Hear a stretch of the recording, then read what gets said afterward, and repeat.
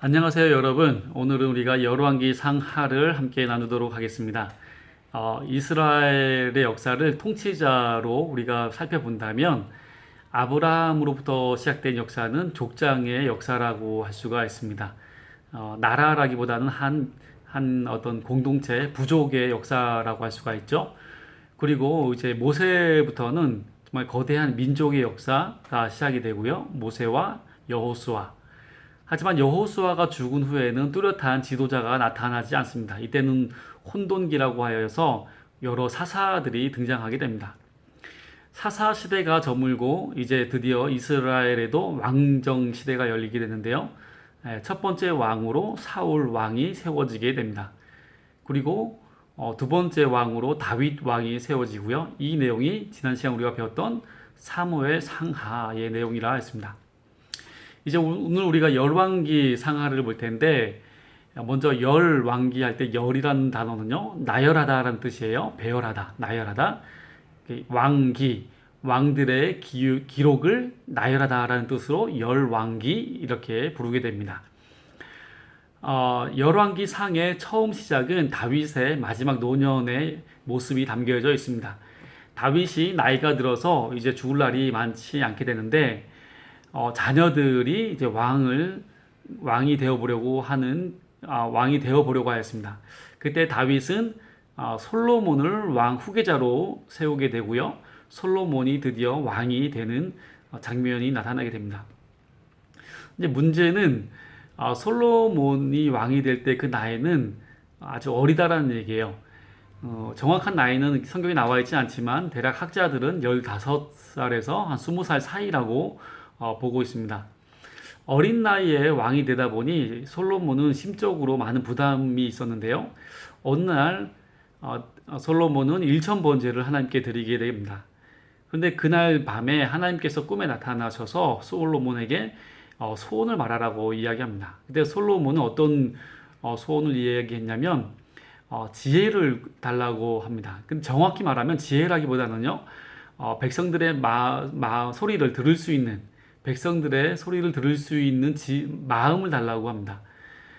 왜냐하면 정확히 그 소리를 들어야 정확하게 재판할 수 있기 때문입니다. 하나님께서는 이러한 솔로몬을 기뻐하셨습니다. 그래서 솔로몬이 구하지 않은 부와 부귀와 영광도 주겠다고 합니다. 그리고 한 가지를 더 주시겠다고 하는데 그것은 장수입니다. 오래 사는 복이죠. 근데 여긴 조건이 있어요. 그것은 아버지 다윗과 같이 하나님의 법도와 명령을 지키는 것입니다. 하지만 솔로몬은 그러지 못했습니다. 우리가 나중에 보겠지만 솔로몬은 백성들이 여러 우상을 섬기는 것을 방관하게 되고요. 결국 솔로몬은 장수하지는 못하게 됩니다. 아무튼 솔로몬은 재판에 필요한 지혜를 얻게 되는데 첫 재판으로 두 여인이 나타나게 됩니다. 이 내용은 여러분 성경을 보셔도 되고요. 아니면 우리가 다음에 좀 더 자세히 나누도록 하겠습니다. 아무튼 솔로몬의 지혜는 전 세계적으로 굉장히 유명하게 됩니다.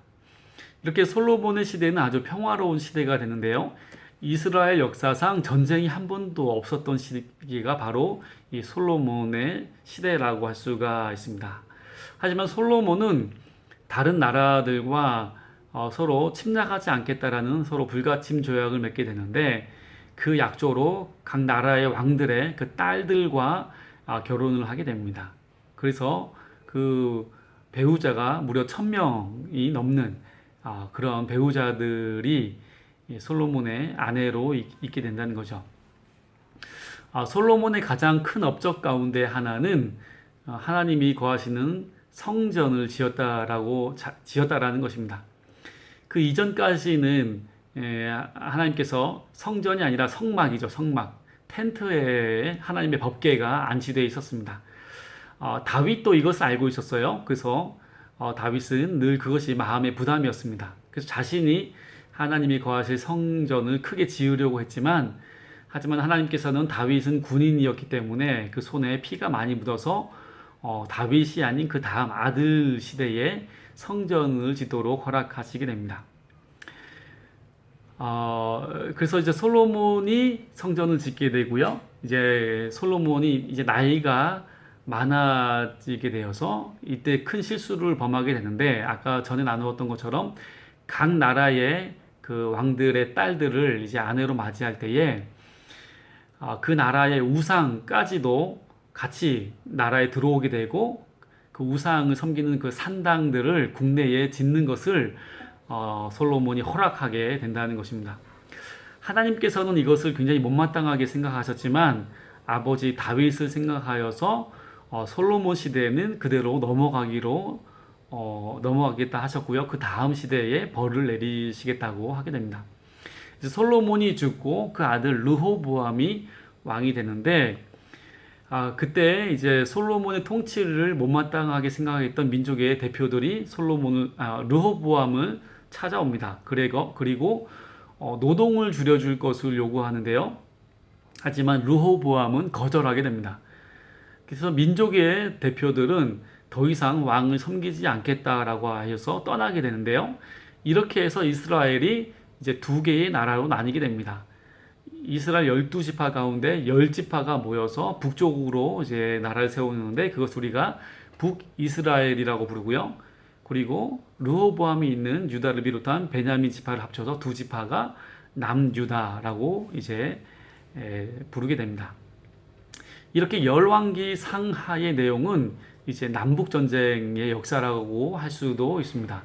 그러다가 이제 열왕기 하에 가서 북이스라엘이 아수르라는 나라에 먼저 멸망하게 되고요. 그 후에 이제 남유다가 바벨론에 의해서 멸망당하게 되고, 많은 사람들이 바벨론으로 포로로 잡혀가는 내용으로 열왕기 상하는 끝이 나게 됩니다. 자, 제가 이제 다시 한번 문제를 내겠습니다. 이스라엘의 세 번째 왕의 이름은 누구입니까? 고요. 두 번째 문제는 솔로몬은 하나님이 소원을 들어준다 했을 때에 무엇을 구했습니까? 두 번째 문제이고요. 세 번째 문제는 솔로몬의 큰 업적 가운데 하나는 무엇입니까? 이것이 세 번째 문제입니다. 네 번째 문제는 솔로몬이 죽은 후에 이스라엘은 두 나라로 나뉘게 되는데 각각 어떻게 부르나요? 고요. 마지막 문제는 이제 북이스라엘과 남유다는 각각 어느 나라에 의해서 멸망당합니까? 이것이 마지막 문제입니다. 네, 감사합니다.